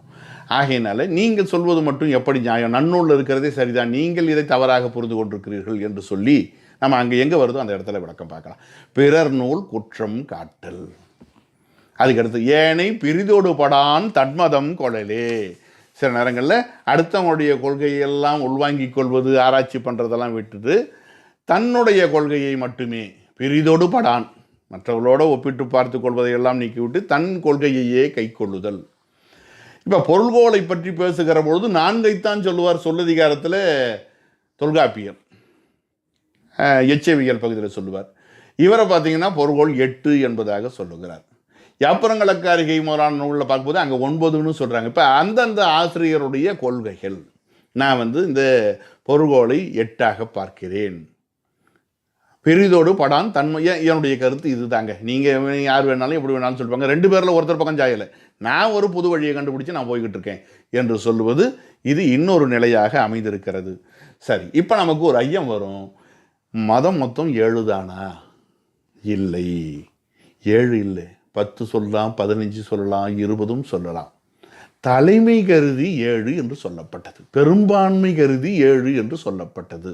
அவ்வளோதான். அங்கே போய் நம்ம ஆராய்ச்சி 8 ஆகக்கூடாதா, 9 ஆகக்கூடாதா, 1 குறையக்கூடாதா, இது 7 என்பது என்ன என்று கேட்கக்கூடாது. அதே மாதிரி தான் இனி பார்க்கக்கூடிய 10 வகை குற்றம், 10 வகை அழகு, 32 வகை உத்தி என்றெல்லாம் பார்க்கிற பொழுது 32 தாண்டியும் இருக்கலாம். இந்த 18 சித்தர்கள் என்று சொல்லுவார்கள், பார்த்தா 18 விதமாக சொல்லியிருப்பாங்க. அந்த 18ஐயும் அதில் அகத்தியர்லேருந்து தொடங்கும், போகர், வரிசையாக கருவூரார் இப்படிலாம் வந்துக்கிட்டு இருக்கு. ஆக சொல்லக்கூடிய மரபு அது, அவ்வளவுதான். 7ஆக சொல்வது தலைமை கருதி சொல்லப்பட்டது, அதை மட்டும் நம்ம புரிஞ்சுக்கணும். அதனால் அதை மட்டுமே இவர்கள் மையப்படுத்தியிருக்கிறாங்க. மற்றதெல்லாம் இல்லையா, இதை தாண்டி இருக்கக்கூடாதா என்று அர்த்தம் கிடையாது. அடுத்து 10 வகை குற்றம்.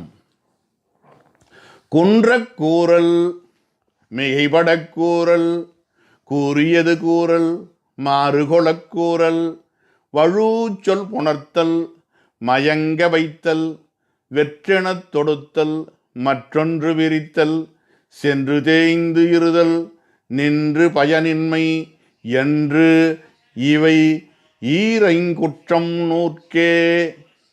குன்றக்கூறல், சொல்ல வந்த செய்தியை சுருக்கமாக சொல்கிறேன் என்று புரியாமல் சொல்லிவிடுவது. உரிய விளக்கத்தை தெளிவாக சொன்னால்தான் ஒரு செய்தி போய் சேரும். குறித்த பொருளை விளக்குவதற்குரிய சொற்களை முழுக்க பயன்படுத்த வேண்டும். நான் சுருக்கமாக சொல்கிறேன்னு சொல்லிட்டு தெளிவாக சொல்லவில்லை என்று சொன்னால் அது அந்த கருத்து பதிவு செய்யப்படாது, போய் சேராது.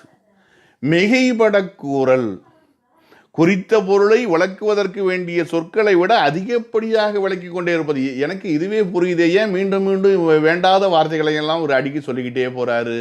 மிகைபடக்கூறல், சுருக்கமாக சொன்னாலே போதும், நிறைய வளர்த்தி வளர்த்தி வளர்த்தி வளர்த்தி பேசுறது.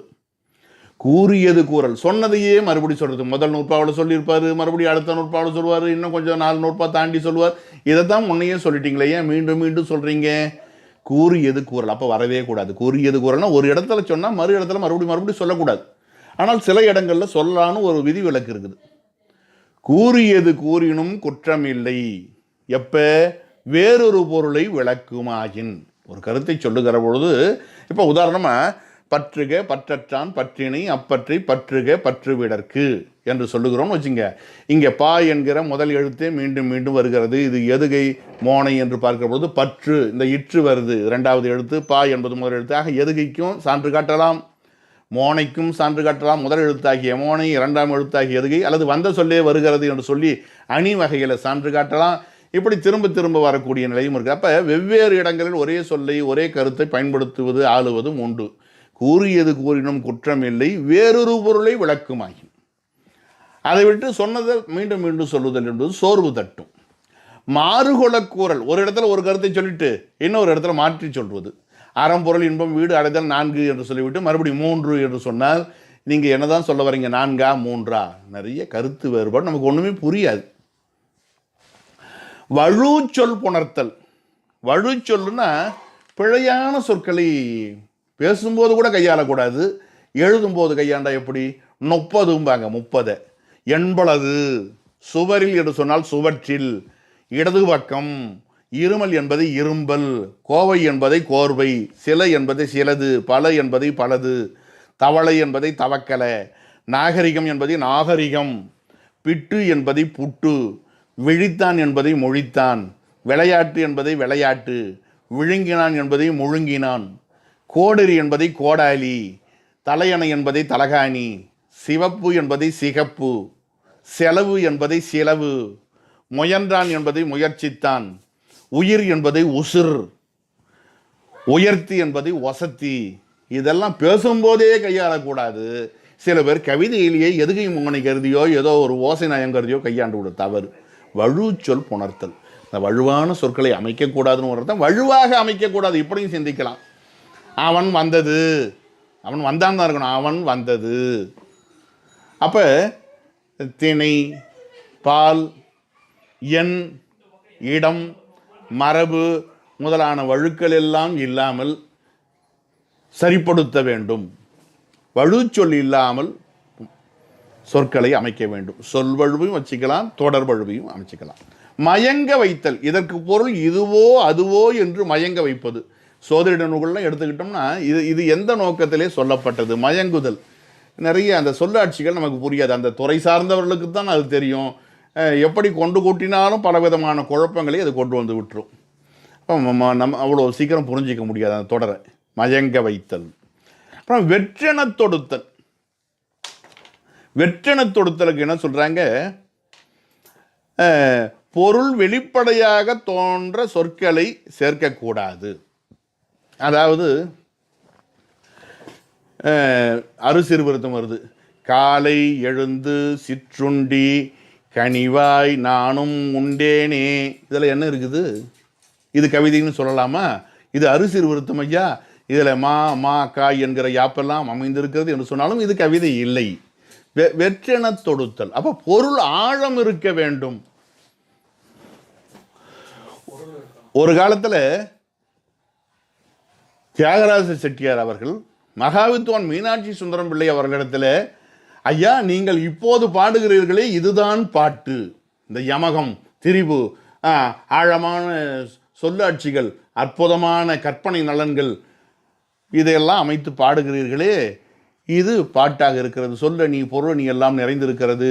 தொடக்க காலத்தில் மிக எளிமையாக சில துதிப்பாடுகளை பாடியிருக்கிறீர்கள், அவையெல்லாம் பாட்டே இல்லை என்று சொல்லி வருத்தப்பட்டதாக சொல்லுவார்கள். ஆனால் அவரே கூட பிற்காலத்தில் இவ்வளவு கடுமையாக யமகம் திரிபெல்லாம் பாடுறீங்களே, உங்களை தவிர வேறு யாரும் இதுக்கு விளக்கம் சொல்ல முடியாது, என்னை எல்லாரும் கேட்டு தொலைத்தெடுக்கிறார்கள், என்னால் பொருள் சொல்ல முடியவில்லை, கொஞ்சம் எளிமையாகத்தான் பாடுங்களேன் என்று இன்னொரு நாள் பேசுவதாகவும் பதிவு இருக்கும். தியாகராஜ செட்டியார் அவருடைய வரலாற்று பகுதியிலே தமிழ் தாத்தா அவர்கள் விவரித்திருப்பார்கள். நம்ம மகாவித்வான் நூல் வரலாற்றையும் இந்த குறிப்பை நம்ம பார்க்கலாம். இது சொல்கிறாங்க வெற்றென தொடுத்தல் என்று சொன்னால் பொருளாழம் இல்லாமல் சொல்லுவது. அதை என்ன சொல்கிறாங்க, வடமொழியிலையும் அப்படி ஒரு நிலை இருக்கும்போது வேங்கிய அர்த்தம் இல்லாமல் இருக்குது. வேங்கிய அர்த்தம்னா குறிப்பு பொருள், ஒரு அழுத்தம் இருக்கணும். சில சொற்கள்லாம் ஒரு காலத்தில் பயன்படுத்தப்பட்டால் எல்லா காலத்துக்கும் பயன்படுத்துகிற மாதிரி இருக்கும். இப்போ சோதிடத்தில் 4ஆம் இடம் வாகன யோகம் என்று இருக்கிறது என்று சொன்னால், அன்றைக்கு ஒரு 4-5 நூற்றாண்டுகளுக்கு முன்னால் வாகன யோகம் என்று சொல்லுகிற பொழுது, ஏன் கடந்த நூற்றாண்டு வரையில் கூட வச்சுக்குவோம், ஆடு மாடு சராசரி மக்களாக இருந்தால் பலன் சொல்லுவது, அரசனாக இருந்தால் யானை குதிரை தேர், இப்போது பொருள் சொல்வதாக இருந்தால் சராசரி மனிதனாக இருந்தால் இவனுடைய மிதிவண்டி, 2 சக்கர வாகனங்கள். இதுவே வசதியான குடும்பத்தைச் சேர்ந்த பெரிய பணக்காரர்களாக இருந்தால் அவருடைய இந்த மகிழ்வுந்து, சுமையுந்து, பேருந்து, சிற்றுந்து. பாருங்க, வாகனம் என்கிற ஒரே சொல் ஒரே காலகட்டத்தை சென்ற வெவ்வேறு தரப்பு மக்களுக்கு வெவ்வேறு பொருளை தருகிறது. இன்னொரு காலகட்டத்தை சார்ந்த மக்களுக்கு, 2 தரப்பினருக்கு வெவ்வேறு பொருளை தருகிறது என்று சொன்னால் அந்த சொல்லினுடைய ஆற்றல் எப்படிப்பட்டதாக இருக்கிறது பாருங்கள். அப்போ வெற்றென தொடுத்தல்னா வெறும் சொல்லை வைத்துவிட்டு பொருளாழம் இல்லாமல் கவிதை என்று சொல்லுவது, இலக்கணம் என்று சொல்லுவது பொருத்தமாக இருக்காது என்று பொருள் என்கிற கருக்கொள்ளாமல் சொல்வதுன்னு இன்னும் சில பேர் சொல்லுவாங்க. வெறும் சொல்லுதாங்க இருக்குது, பொருளை காணும். சில பேர் நிறைய பேசுவாங்க, நான் இவ்வாறு கூறிக்கொள்வதில் பெருமை அடைகிறேன் என்பதை தெரிவித்துக் கொள்வதிலே மகிழ்ச்சி அடைகிறேன் என்பதை, இப்படி போய்கிட்டே இருக்கும். என்னதான் சொல்ல வரீங்க? ஒரே ஒரு பொருண்மை, மகிழ்ச்சிங்கிற வார்த்தைக்கு 20 விதமான சொற்களை வளைத்து வளைத்து வளைத்து பேசுவார்கள், முடிக்க தெரியாமல் தடுமாறுவார்கள். இப்படி இருக்கிறதெல்லாம் வெற்றென தொடுத்தல். இன்னும் சில பேர் என்ன சொல்கிறாங்க, மகடு முன்னிலை இருக்கிறதே ஐயா இது என்னங்கய்யா, எங்களுக்கு படிக்கவே நூற்பான்றதே சுருக்கமாக இருக்குது, அதை படிக்கவே முடியல, அதுக்கு நடுவில் வேறு நிறைய மகடு முன்னிலைன்னு ஒரு வரி 1.5 வரி, ஒரு நல்லாய் பெண்ணே பைந்தொடி என்று சொன்னால் பரவாயில்லை, ஒரு நீண்ட தொடரே அமைக்கிறீர்களே. இப்போ யாப்பரங்கலக்காரிகளை பார்த்தோம்னா, குரில் நெடில் ஆவி குறுகிய மூவுயிர் ஆயுதம் மெய்யே மறுவரு மூவினம் மைதீர் உயிர்மெய், அது வரல வரும். மதிமருட்டும் சிறு நுதல் பேரமர்க்கன் செய்யவாய் ஐய நுண்ணிடையாய், இதெல்லாம் மகடு முன்னிலை இருக்கிறது 4 அடி, அதில் ஒரு அடி முழுக்க இப்படி வீணாகிறது. ஆக சூத்திர ஆப்பிலே மகடு முன்னிலை வருவது வெற்றென தொடுத்தல். இது சிலருடைய கருத்து, உரையாசிரியர்கள் அல்லது சில பேர் அப்படி சொல்லுகிறார்கள். ஆக குறிப்பு மொழி சிறிதும் இல்லாமல் பொருள் வெளிப்பட தோன்றும்படியாக அமைப்பது அல்லது பொருளே இல்லாமல் வெறும் சொற்களை தொடுப்பது வெற்றென தொடுத்தல். வெறுமை, அதில் உய்த்து உணர வைப்பு இருக்கணும். மாறநக சொல்லும்பொழுது உய்த்து உணர வைப்பு என்கிற ஒரு கூறு இருக்கிறதா பாருங்கள். யோசித்து பொருள் காணும்படியாக இருக்கிறதான்னு சொல்லு. இன்றைக்கெல்லாம் கூட சொல்கிறாங்க பணுவல் என்று இதை சொல்லுகிறார்கள். பணுவல்னா சொல்லுன்னு அர்த்தம். பஞ்சி தன் சொல்லா பணுவல் இழையாக என்று படிக்க போகிறோம். பணுவல் என்றால் சொல். பணுவல் என்பது படைப்பவனுக்கு மட்டுமல்ல, படிக்கிறவனுக்கு புது புது பொருளை சிந்திக்கத்தக்க வண்ணம் இருக்க வேண்டும் என்று புதுக்கவிதை முதலான நூல்களில் இலக்கணம் சொல்லப்படுகிறது. பல கோட்பாடுகளை இன்றைக்கு வகுத்து வருகிறார்கள் பணுவல் என்பது குறித்து. அந்த மாதிரி படிப்பவர்களுக்கு புதிய புதிய சிந்தனையை உண்டாக்கும் வண்ணம் இருக்க வேண்டும் என்று சொல்லுவது வழக்கம். அப்புறம் மற்றொன்று விரித்தல். சொல்ல வந்ததை விட்டு வேறு செய்திகளை, சொல்ல வந்ததை சுருக்கமாக சொல்லிட்டு ஊர்கதைகளை எல்லாம் நிறைய பேசுவது. இப்போ நாமே தலைப்பை விட்டு வேறு கதைகளை விரிவாக சிந்தித்து கொண்டிருந்தால் இருக்கிற நேரத்தில் 50% மேலே இது வேறு கதைகள் பேசப்பட்டது, உரிய இலக்கண பகுதியே பேசாமல் வேறு செய்தி பேசப்பட்டது என்று சொன்னால் இதுவும் கூட மற்றொன்று விரித்தல் என்கிற குற்றத்துக்கு ஆளாகிவிடும் இந்த வகுப்பு. ஆகையினாலே சொல்ல வந்த செய்தியில் முழு கவனம் எடுத்துக்கொள்ள வேண்டும். உணவுக்கு ஊறுகாய் போல, கூட்டு பொரியல் போல என்று சொல்லலாம். வேண்டிய அளவுக்கு மட்டும் எடுத்துக்கொள்வது. உப்பும் ஊறுகாயும் போல அப்படி வச்சு. கூட்டு பொரியல் வேண்டாம், கூட்டு பொருள் நிறைய சாப்பிடணும், சோறு குறைவாக சாப்பிடணும் இன்றைய மருத்துவ அறிஞர்கள் சொல்கிறாங்க. அதனால் உப்பும் ஊறுகாயும் போல் வேண்டிய அளவுக்கு எடுத்துக்கோ. அதை அதிகமாக வச்சுட்டு உணவை கம்மியாக வச்சிட்டோம்னா சரி வராது. அது மாதிரி மற்றொன்று விரித்தலாக ஆகிவிடக்கூடாது. இன்னொன்று சென்று தேய்ந்து இருதல். எப்படி சென்று தேய்ந்து இருதல்னா போக போக போக போக போக குறைஞ்சிக்கிட்டே போகிறது. ஆரம்பிக்கும் போது வேகமாக ஆரம்பிப்பார், முடிக்க முடிக்க முடிக்க முடிக்க முடிக்க சோர்ந்து போடும். முதல்ல இருந்த உற்சாகம் இறுதி வரையில் இருக்க வேண்டும் ஒரு பேச்சாளருக்கு. ஒரு படைப்பாளனுக்கு அவன் எப்படி கற்பனை, சொல்லாட்சி, பொருளாட்சியெல்லாம் எப்படி முதல்ல நாட்டுப்படலம், நகரப்படலம், ஆற்றுப்படலம் என்றெல்லாம் ஆரம்பிக்கிறாரோ அதே நிலை கடைசி வரையில் இருக்கணும். எத்தனாவது படலம் முடிக்கிறாரோ அல்லது எத்தனாவது காண்டம் எங்கே முடிக்கிறாரோ அதே வேகம், விறுவிறுப்பு எல்லாத்துலேயும் அமைஞ்சிருக்கணும். இங்கே ஏறுது இறங்குது என்று இருந்தாலும் பரவாயில்லை, ஆனால் இருக்க தேய்ந்து கொண்டே போய்விடக்கூடாது. இதற்கு ஒரு செய்தியை சொல்லுவார், ஒரு அழகான கதை, ஒரு சம்பவம். அதிவீர ராமபாண்டியன் என்பவரை நம்ம கேள்விப்பட்டிருக்கோம். அவர் நைடுதம் என்கிற நூலை படைத்தார். அதாவது ஹர்ஷர் என்பவர் வடமொழியில் எழுதிய நூல் நைஷதம், அதை தமிழில் நைடுதம்னு படைத்தார். புலவர்கள் எல்லாம் படித்து பார்த்துட்டு அதை பாராட்டினாங்க. நைடதம் புலவர்க்கு ஔடதம். ஔடதம்னா மருந்து. ஐயா இது மருந்து போல இருக்கிறது, அவ்வளவு அற்புதமாக இருக்கிறது, கடினமாக இருக்கிறது என்றெல்லாம் சொன்னாங்க. இருந்தாலும் கூட இவருக்கு தன்னுடைய அண்ணன் வரதங்கராம பாண்டியன் இடத்துல, அவரும் பெரிய புலவர், அவரிடத்தில் சாற்று கவி வாங்க வேண்டும் என்பதற்காக இந்த நூலை இவர் அண்ணனுக்கு அனுப்பி வைக்கிறார். வரதங்கராம பாண்டியனை பொறுத்தவரையில் உலகியல் சிந்தனையில் அவருக்கு நலனை பாராட்டணும், சனி பகவானை பாராட்டணும், இந்த சிந்தனைலாம் அவருக்கு இல்லை. அவரை பொறுத்தவரையில் சிவபெருமான் தான். திருக்கருவை 18 அந்தாதின்னு கேள்விப்பட்டிருப்போம். குட்டி திருவாசகம் என்று சொல்லுவார்கள். அப்படி முழுக்க முழுக்க சிவத்தின்பால் சிந்தனை வைத்த அவர் இந்த உலகியல் ரீதியான நூலை சிந்திப்பதிலே அவருக்கு ஆர்வம் இல்லை. அவருடைய மனைவி, அவரும் பெரிய கவிஞர், புலவர், அவரிடத்துல இது சம்பந்தமான சாற்று கவியை நீ கொடு, இது சம்பந்தமான விமர்சனத்தை நீ கொடு என்று அவர் கொடுத்து விட்டார். அந்தம்மா படித்து பார்த்துட்டு அவங்க என்ன பண்ணாங்க, ஒரு செய்தியை எழுதி அனுப்பினார்கள். இது வேட்டை நாயின் நடையை போலவும் கரும்பு அடியிலிருந்து தின்பதை போலவும் இருக்கிறதுன்னு எழுதி முடித்தாங்க. வேட்டை நாயின் நடைன்னு சொன்னால் ஆரம்பத்தில் வேகமாக போகும், போக போக போக ஓடி இளைத்த நாய் சோர்ந்து போயிடும். அப்போ இங்கே என்ன குற்றம் இருக்கிறது? சென்று தேய்ந்து இருதலாகிய குற்றம் உங்கள் நூலில் இருக்கிறது. அதை வெளிப்படையாக சொல்லாமல் வேட்டை நாயின் நடை, கரும்பு அடியிலிருந்து நுனி தீயவர் நட்பை பற்றி சொல்லுவார் நாலடியாரில்.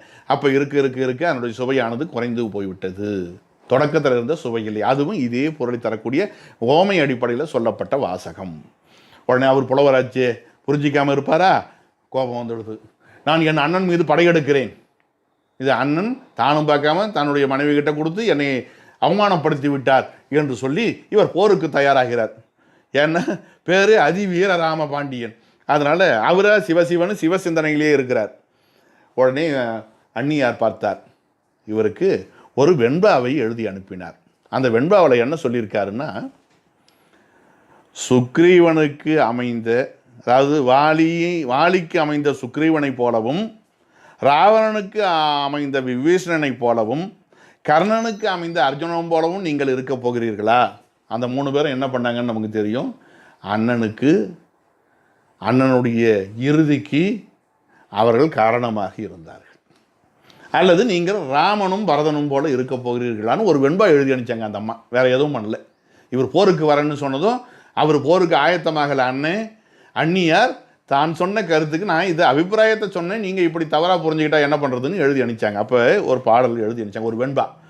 செஞ்சுடரோன் மைந்தனையும், சூரியன் மைந்தன் சுக்ரீவன், தென் இலங்கை வேந்தனையும், யார் முதல்ல இருந்து ராவணன், அதற்கு பிறகு பொறுப்பு ஏற்றுக்கொண்ட விபீஷ்ணன், பஞ்சவரில் பார்த்தனையும் யார் அர்ஜுனன். இப்போ சுக்ரீவனாகட்டும், அதன் பிறகு இந்த இலங்கை பொறுப்பு ஏற்றுக்கொண்ட விபீஷணனாகட்டும், பார்த்தனாகிய இந்த பஞ்சபாண்டவரில் ஒருவனாக இருக்கக்கூடிய அர்ஜுனனாகட்டும், இவர்கள் என்ன செய்ய தன்னுடைய மூத்தவர்களை வாலி முறையே வாலியையும் ராவணனையும் கர்ணனையும் அழிப்பதற்கான முயற்சியை மேற்கொண்டார்கள். அது நிறைவேறியது.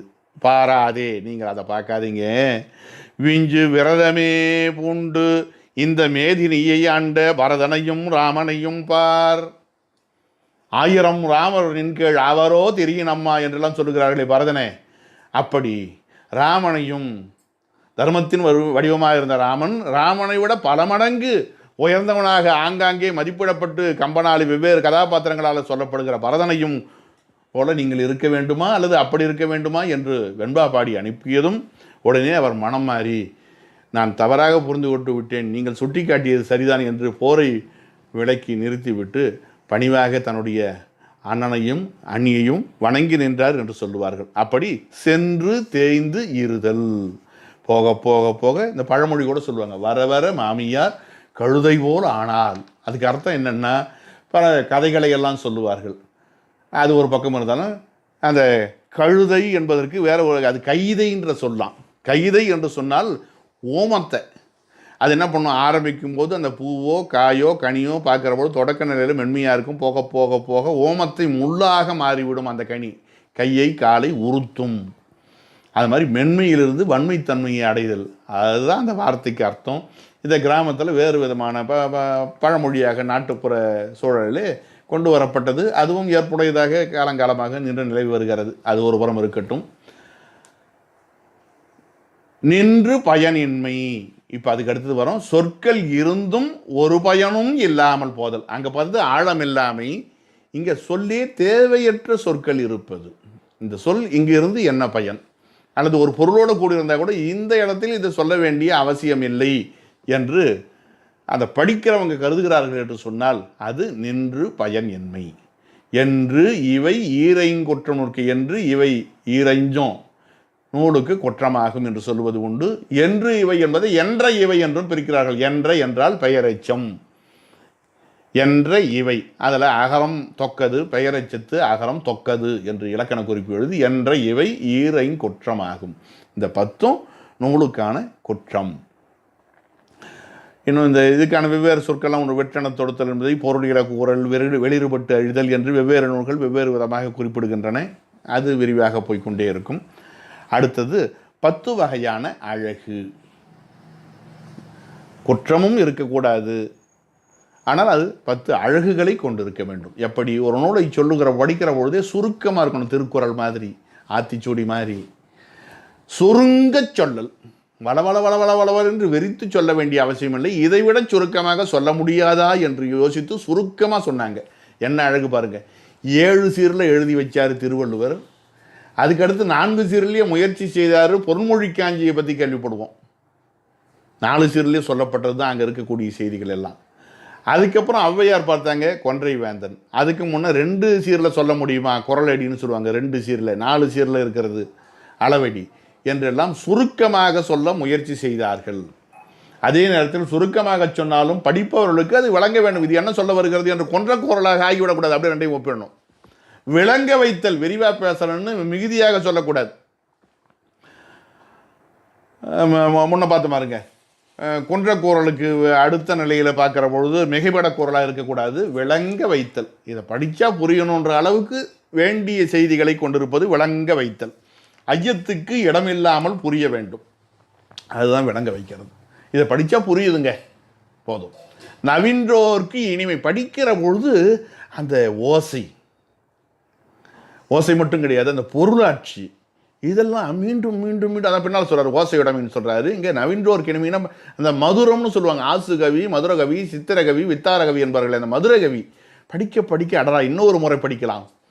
இப்போ நம்ம நூல்களெல்லாம் படிக்கிறோம், அந்த சுவை மட்டும் நமக்கு தெரிஞ்சு போச்சுன்னு வச்சுங்க, நூலை படிக்கிற சுவை மட்டும் நமக்கு தெரிஞ்சு போச்சுன்னா வேறு வேறு சிந்தனைக்கு மனம் போகாது. இந்த நூலை மீண்டும் மீண்டும் படிக்கணும், அந்த ரசனை உணர்வை நாம் வளர்த்துக்கணும். இதுக்குன்னே நிறைய பயிற்சியெல்லாம் இடைக்காலத்தில் கொடுத்துருக்காங்க. எப்படி ஒரு நூலை ரசிப்பது, அது முருகியல்னு சொல்லுவாங்க.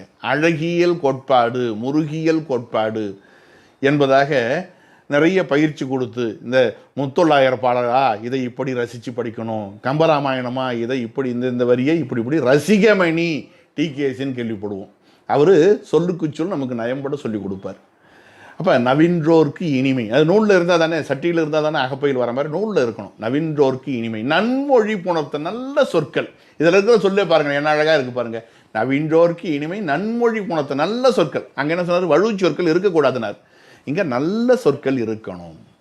ஓசை உடைமை, படிக்க படிக்க படிக்க மீண்டும் கேட்கலாம் கேட்கலாம் கேட்கலாம். அந்த எதுகை மோனையோட மீண்டும் மீண்டும் அழகிய ஓசை உடையதாக இருக்கணும். ஆழமுடைத்தாதல், பொருள் ஆழம் இருக்க வேண்டும். படிக்க படிக்க படிக்க அல்லது புதிதாக சிந்தனை வர வேண்டும். திருக்குறளே பாருங்க, உண்ணாமை உள்ளது உயர்நிலை, ஊன் உண்ண அண்ணாத்தல் செய்யாது அலறு என்று ஒரு திருக்குறள். இதனுடைய அர்த்தம், ஊன் உண்ணாமை உள்ளது உயர்நிலை, ஊன் உண்ண அண்ணாத்தல் செய்யாது அலறு. நல்ல உயிரானது அடுத்த உயிரினுடைய ஊனை உண்ணாது. ஒருவேளை உண்டால் நரகமானது அவர்களை வாய் திறந்து வெளியே விடாது. சிறை தண்டனைலாம் சொல்லுவாங்க, 6 மாதம், 1 வருடம், 2 வருடம் ஆயுள் தண்டனை என்றெல்லாம் சொல்லி பிறகு வெளியே அனுப்புவார்கள். ஆனால் ஊன் உண்பவர்களை நரகமானது வெளியிலேயே விடாது என்று பரிமேலழகர் உட்பட சான்றோர்கள் சொல்லுவது வழக்கம். ஆனால் காந்திய கவிஞராகிய நாமக்கல் கவிஞர் இதெல்லாம் தாண்டி இன்னொரு விளக்கம் கொடுக்கிறாரு. நரகமே இவனை உள்ளே அனுமதிக்காதுங்கிறார். எல்லாரும் அண்ணாத்தல் செய்யாது என்று சொன்னால் வெளியே அனுப்ப வாய் திறக்காது என்று உரை எழுத போக, இவர் உள்ளே சேர்ப்பதற்கே வாய் திறக்காது. நரகமே உன்னை ஏற்றுக்கொள்ளாத கொடிய பாவினி ஊன் உண்பவன் என்று சொல்லி அந்த ஊன் உண்பவனை அப்படி படித்து பேசுவார். அப்போ இது எப்படி வந்தது சிந்தனை? இன்னும் கூட எதிர்காலத்தில் புதிய சிந்தனைகள் வரலாம். இது ஆழம் உடைத்தாதல், அவ்வளவு ஆழம் திருக்குறள். அடடா, படிக்க இப்படியும் ஒரு பொருள் இருக்குதா, இன்னும் இருக்குதா. ஐயா அன்னைக்கு நடத்தினா பாருங்க, இளன் என்னும் எவ்வும் உரையாமை ஈதல் குலனுடையான் கண்ணே போல 4 பொருளை பரிமேலழகர் பதிவு செய்திருக்கிறார். வைமுகோ உரை என்று பார்க்கிற போது அதிலே 4 பொருட்கள் நாம் தெரிந்து கொள்கிறோம். நம்ம கச்சியப்ப முனிவர் அவர்கள் சொல்லுகிற பொழுது இன்னும் கூடுதலாக 4 பொருட்களை அவர் காஞ்சி புராணத்திலே அமைத்து காட்டுகிறார். அடடா, ஒரு திருக்குறளுக்கு இவ்வளவு அர்த்தங்களா? அதுதான் ஆழம் உடைத்தாதல். முறையின் வைப்பே, ஏன் இதற்கடுத்து இது வைக்கப்பட்டது என்று ஒரு மரபு இருக்கிறது. காங்காச்சா என்று சொன்னாலும் சரி, என்று சொன்னாலும் சரி, எல்லாத்துக்கும் எழுத்து அமைப்பதற்கும் சூத்திரம் அமைப்பதற்கும் இயல்களை அமைப்பதற்கும் படலங்களை அமைப்பதற்கும் எல்லாத்துக்கும் வரிசை முறை இருக்குது. காரண காரிய இயைவு பற்றி இதற்கடுத்து இது என்று ஏன் சொல்ல வேண்டும்? எல்லாத்துக்கும் நம்ம சொல்கிறோம். இந்த 12 நூற்பாக்களை சிவஞான போகத்தில் சொல்லியிருக்காருன்னா அது ஒவ்வொன்றுத்துக்குமான இயைவு இருக்கிறது, அந்த அதிகரணங்களிலே இயைவு இருக்கிறது. இதையெல்லாம் வரிசைப்படுத்தி சொல்லுவார்கள். அதற்கு பெயர் தான் முறையின் வைப்பு முறை என்று சொல்லுவார்கள். இதற்கடுத்து இது ஏன் வைக்கப்பட்டது என்று தகுதியான காரணங்களை காட்டுவது. அதற்கடுத்து உலகம் மலையாமை, உலகம் ஏற்றுக்கொள்ளும்படியாக மலைத்தல் என்று சொன்னால் முரண்படுதல். உலக நடையோடு இது முரண்படக்கூடாது. அங்கே ஒரு செய்தி உலகம் ஏற்றுக்கொள்ளக்கூடிய செய்தியாக இருக்க வேண்டுமே ஒழிய, உலகம் என்பது உயர்ந்தோர் மாட்டு என்று ஒரு கருத்தும் உண்டு. அல்லது பேச்சு வழக்குன்னு சொல்கிறதுலையும் தவறில்லை. பேச்சு வழக்குன்னா தொல்காப்பியரே கூட சொல்லுவார். அது இப்போ வடவேங்கடம் தென்குமரி ஆயிடை அவர் அங்கே பதிவு செய்கிற பொழுது உலக வழக்கும் செய்யுள் வழக்கும் தழுவி எழுதப்பட்டது தொல்காப்பியம்னு அந்த பணம்பாரனார் சொல்லுவார். வழக்கும் செய்யுளும் ஆயிரு முதலின். அப்போ உலக வழக்குக்கும் முதலிடம் தரணும். அதை ஒட்டி இருக்கிறதுனால தான் ஒரு நூல் இன்றைக்கும் நிலைத்து இருக்கிறது. உலகம் மலையாமை, உலகத்தோடு முரண்பட்டதாக இருக்கக்கூடாது, சான்றோர் கருத்துக்களோடு முரண்படாமல் இருக்க வேண்டும். நானாக தயாரிக்கிறேன் என்னுடைய சொந்த மதம் என்று சொல்லி புதிதாக புதிய கொள்கைகளை புலப்படுத்துகிறேன் என்று ஒருவர் எழுத முற்பட்டால் அது நிலை பெறாது. இப்போ ஒருவன் என்பதற்கான சொல் ஒருத்தி என்று பார்க்கிறோம். ஒருவல் என்று முயற்சி செய்தால் அது நிலை பெறக்கூடிய சூழ்நிலை அமைவதில்லை. என்னதான் முயற்சி செய்தாலும் இந்த உலகம் ஏற்றுக்கல. இப்படி சில இடங்களில் ஏற்படுகிறது. நாம் முறையாக அமைக்க முற்பட்டாலும் கூட உலகம் ஒப்புக்கொள்ளவில்லை என்று பார்க்கிறோம். அப்புறம் விழுமியது பயத்தல், அதான் விழுமியதான முன்னையே பார்த்தோம். அறம்பொருள் இன்பம் வீடு, இதை படித்தால் இப்படி ஒரு மன மகிழ்ச்சி ஏற்படுகிறது, மன நெகிழ்ச்சி ஏற்படுகிறது. இந்த காப்பியத்தை படித்தால், அதாவது இந்த இலக்கணத்தை படித்தால், இதை தெரிந்து கொண்டால் இன்ன பலன் விளைகிறது என்று சொல்லி நல்ல பலனை தருவதாக இருப்பது விழுமியது பயத்தல்.